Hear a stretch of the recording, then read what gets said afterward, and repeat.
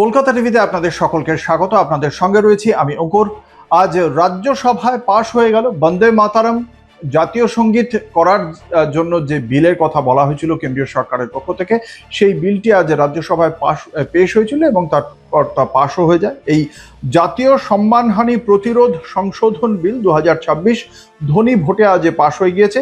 দিনের শুরুতেই পরপর দুবার অধিবেশন মুলতবি হয়েছিল এবং তারপর বিরোধীরা বারংবার নিটের প্রশ্ন ফাঁস কাণ্ডে আলোচনার দাবিতে তারা হইহট্টগোল করে।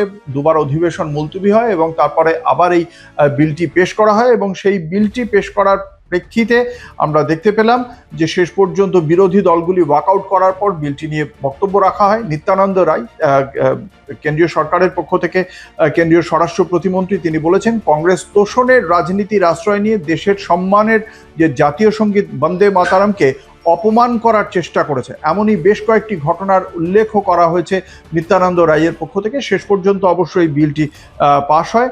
এই বিলটির ক্ষেত্রে যেটা বলা হয়েছে, জাতীয় পতাকা, সংবিধান এবং জাতীয় সঙ্গীত সহ দেশের জাতীয় প্রতীকসমূহের অবমাননা বা তাদের প্রতি অসম্মান প্রদর্শনকে ফৌজদারি অপরাধ হিসেবে গণ্য করা হবে এবং যার শাস্তি হিসেবে সর্বোচ্চ 3 বছর কারাদণ্ডের বিধান রাখা হয়েছে এবং জনগণমনর মতোই বিধিবদ্ধ সুরক্ষা দেওয়ার প্রস্তাব রাখা হয়েছে। বন্দে মাতারমের ক্ষেত্রেও এই বিলে একথাই বলা হয়েছে।